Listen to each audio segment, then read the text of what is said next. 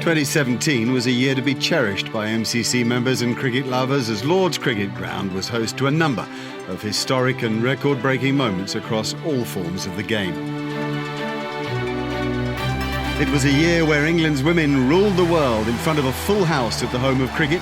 James Anderson joined an exclusive club of wicket takers, and Joe Root began his new era as England Test captain. Brian Lara delivered a thought-provoking Cowdrey lecture, and MCC continued to spread the spirit of the game while two nations played at Lord's for the first time in their history. It's the most extraordinary year of cricket at Lord's, which will live long in the memory for several reasons.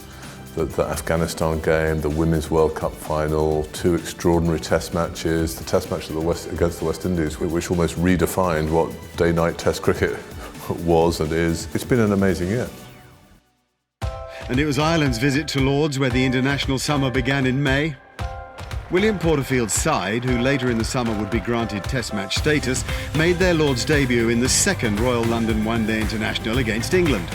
It's a historic day, to be invited over by the ECB to play a two-match series, on English home soil. It's going to be great. So, we have a lot of people travelling over for this game from Dublin and, travelling down from various places within the UK. So, I think it's going to be close to a sellout. But despite Porterfield top scoring with 82, it was Joe Root who starred with bat and ball to give England an 85-run win and seal the series 2-0.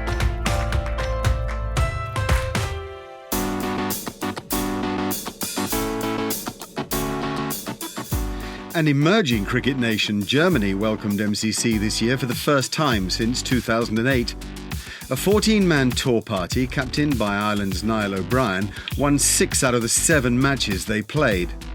Germany has recently welcomed around 300,000 Afghan refugees who found solace and comfort in cricket in their new home. Former Afghanistan international Izzatullah Dawalatzai played as a guest for MCC during the tour. No, it's a proud moment for me because MCC is one of the best and oldest clubs in the history of cricket. Playing for MCC, it's like a dream come true for me. In partnership with cricket charity the Lord's Taverners, MCC also took many bags of kit which were distributed to local clubs and young players to help continue to spread the game of cricket to pastures new.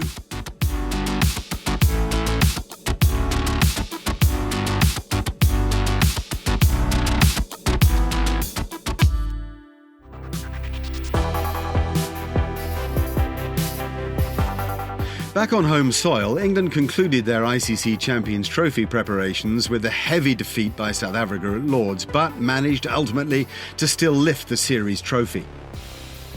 Kagiso Rabada took a 6-wicket haul as South Africa's bowling attack blew England away en route to a 7-wicket victory. But it wasn't all negative for England. Middlesex's Toby Rowland-Jones made his international debut at his home ground. His unbeaten 37, as well as claiming the prize wicket of Hashim Amla, was a sign of a promising international future. It was one of those classic Lord's days when it was overcast, there was a little bit in the wicket, South Africa bowled beautifully. I think if England were entirely honest with themselves, they'd say that actually they might have approached the batting slightly differently. But it was a really interesting part of the summer. It was a fascinating game of cricket. And it was one of those days that reminded me that there was no such thing as a bad day at Lord's.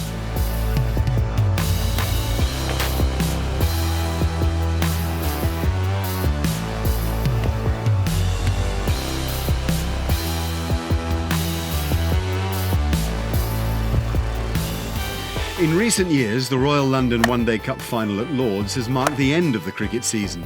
But now, in the heart of the English summer, Nottinghamshire and Surrey went head-to-head for the title. Mark Stoneman's unbeaten 144 for Surrey just wasn't good enough as Alex Hale's extraordinary record-breaking 187 not-out guided Nottinghamshire to a 4-wicket triumph. This meant that the former England wicketkeeper Chris Reed lifted the trophy in his last season before retiring from county cricket. Nottinghamshire!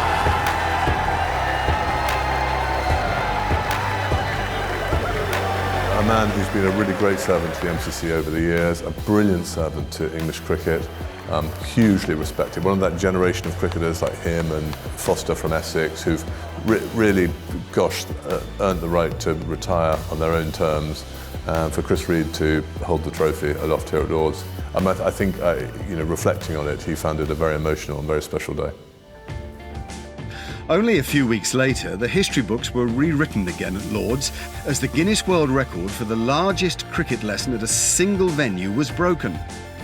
580 children from Chance to Shine Lord's community schools were invited to take part, and this beat Cricket Australia's previous record of 488 children at the Sydney Cricket Ground. In a nutshell, that's what Lord's should be. Our work locally is absolutely critically important. Lord's has got to keep earning its position within the local community, keep reinforcing the local community, and days like that are incredibly powerful, and we look forward to someone else beating the record so we can come back and make it even bigger next time. You have a brand new Guinness World Record title. Well done.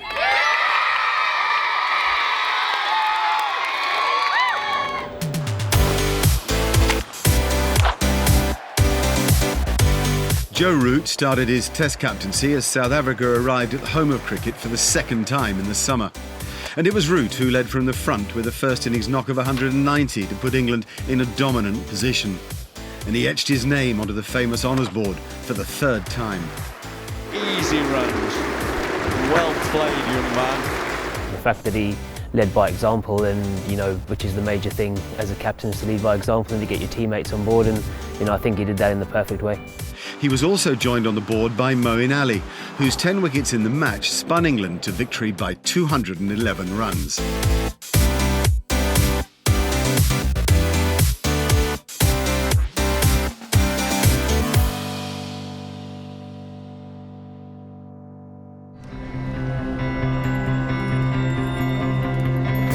The other cricketing nation, along with Ireland, to be granted Test status this year was Afghanistan.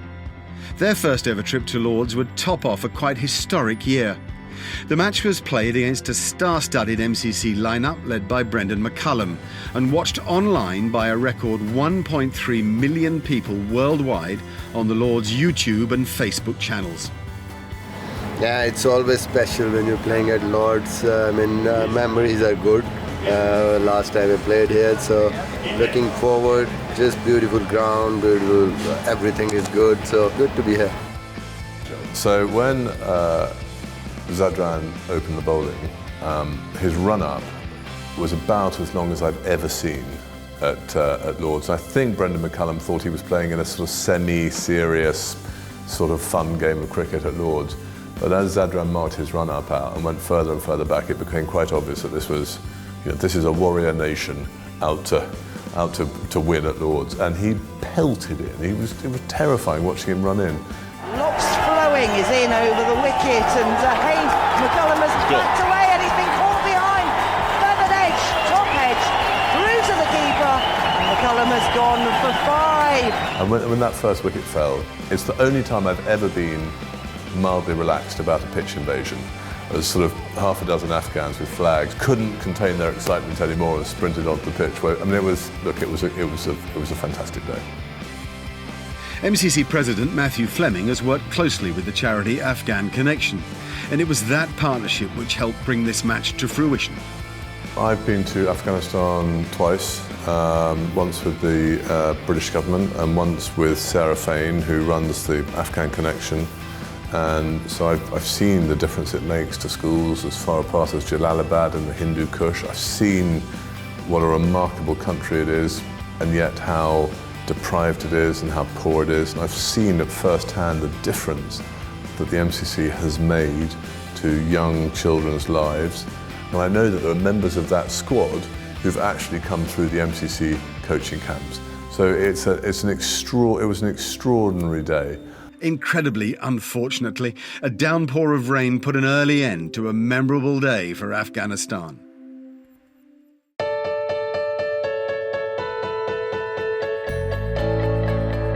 Part of the beauty of Lord's is that so many different people at all levels of the game can play at the home of cricket. This year, the MCCU men's final saw Cardiff MCCU defeat Loughborough by 25 runs, as Jack Scriven's efforts with both bat and ball earned him the Man of the Match award. Oh, yeah, it's great. I mean, it's always a good day to come somewhere like this, but I think when you win, it makes it even better. In the university women's final on the nursery ground, Loughborough MCCU emphatically defeated Durham by 291 runs. Oxford staged a dramatic comeback in their traditional varsity match against Cambridge. Johnny Marsden and Ben Swanson shared 8 Cambridge wickets between them, taking the last 4 wickets for just 25, and they won a thrilling affair by 9 runs. Reed of Hertfordshire beat Sesse of Yorkshire in the Watson's National Village Cup final, as Richard Wharton, who works as a special constable in Hitchin, was man of the match. He scored 86 not out. The Army won their 5th consecutive Inter-Services T20 title as they beat both the Royal Air Force and the Royal Navy at Lord's.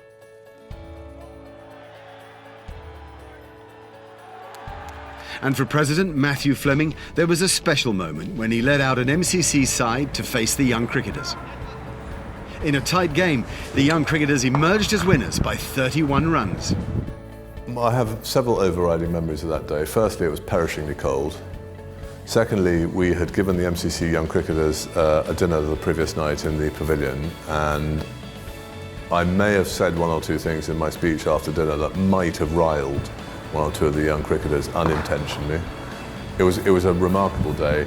I would still like a review of my LBW decision because I made a very elegant 2 before getting what I thought was a particularly harsh LBW decision, but everyone else thought was plump.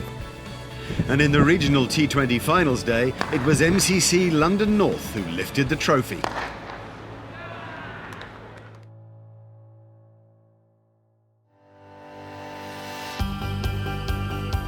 At the end of July, Lord's served as the backdrop to a watershed moment for women's cricket.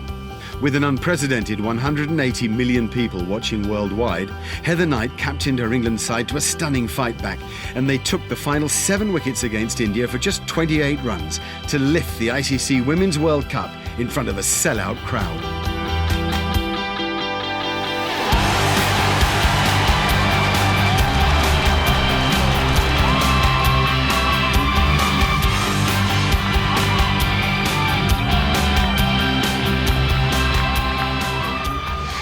Play at Lord's, the home of cricket, the best ground in the world in my opinion, and to win such a tight game, yeah, it was electrifying atmosphere, and yeah, it was brilliant, and credit to the girls, they handled it brilliantly.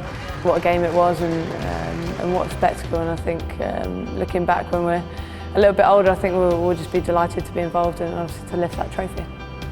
Tammy Beaumont was voted player of the tournament after her 410 runs made her the highest run scorer in the competition. I could hardly speak or hear the next day because of how loud the crowd was and how we were trying to speak over it. So it was an incredible moment, and it was amazing. I mean, obviously we were ecstatic, and it was a massive outpouring of emotion that you know, we'd almost been working for 4 years since we lost. Well, we didn't even make the final in 2013. So. You know, it was kind of that redemption, that realisation that everything we'd been working towards for a very long time had actually come to fruition, and yeah, I think it took a few more days to actually sink in that we were world champions, but it was just a real special moment. Ania Shrubsole was the star performer with her 6-wicket haul, a proud moment for her family watching from the sidelines. Look, well, as the tournament moves on, you start imagining a few things, but look, you wouldn't ever imagine, in your wildest dreams, would you, 6 for her plus a run out, and you know, the only thing she missed out on was getting out there and hitting a few boundaries, wasn't it? But it was Shrubsole's actions in the semi-final which earned her the 2017 MCC and BBC Christopher Martin Jenkins Spirit of Cricket Award, named incidentally in memory of the former MCC president and TMS commentator. The 25-year-old seamer opted to comfort distraught South African captain Dani van Niekerk before celebrating her victory with her teammates. I've been part of losing semi-finals and losing finals, and you know exactly how that feels. So. Look, there's nothing you can say in the moment that's going to make the opposition feel better. It's obviously not something you think out or anything like that. It just kind of seemed like the right thing to do at that time.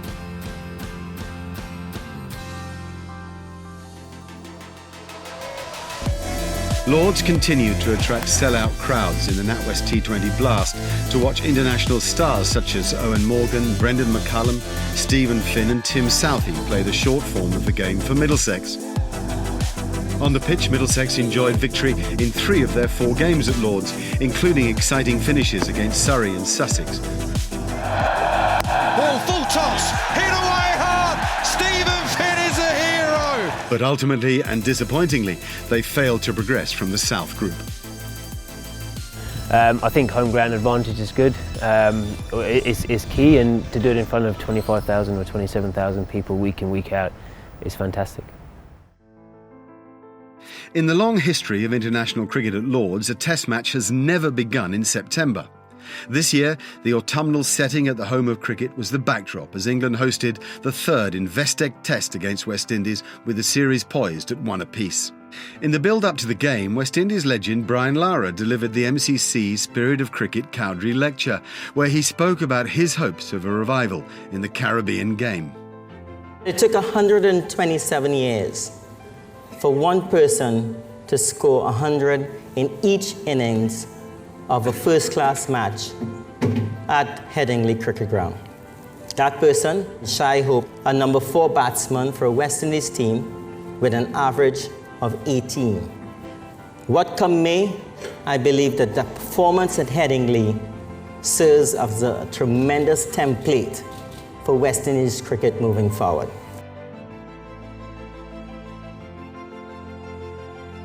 We're looking forward to the next game, but it's a great feeling knowing that so many greats have been here, they play cricket, they perform, and it's just glad to be here as a cricketer, as a professional athlete.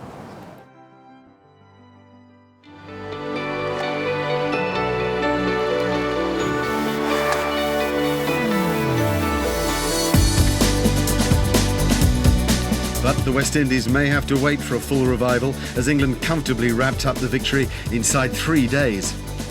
Ben Stokes became only the 8th player to appear on both batting and bowling honours boards following his 6-wicket haul in the first innings.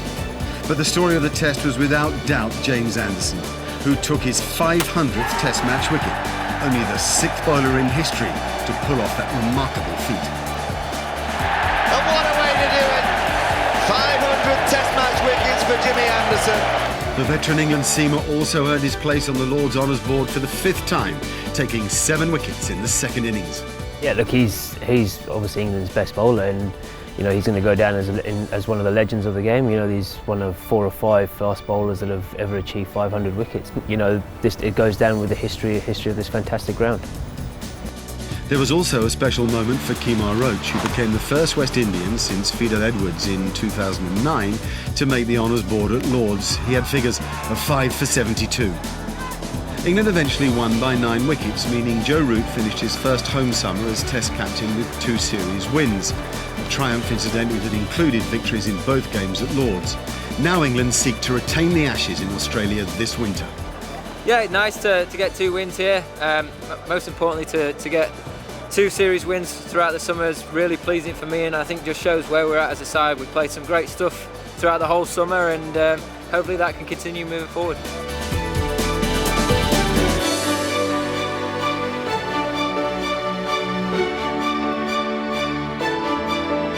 David Malan may have helped England to a series victory against West Indies, but he was unable to save Middlesex's season. Despite winning their final game at Lords against Lancashire, in which Steve Finn took 8 for 74, they were ultimately relegated to Division 2, only 1 year after winning the county championship in such dramatic fashion. It sort of showed where we were as a club, not only on the field but off the field. You know, I think we have a few things to improve on both on and off the field, and you know, hopefully we can come back with a bang and improve on those things and challenge again.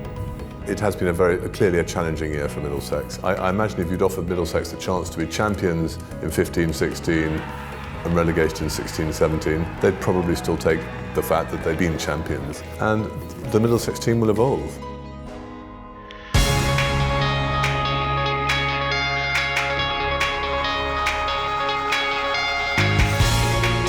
And so that brings to an end an historic summer of cricket, and there's so much to look forward to next year.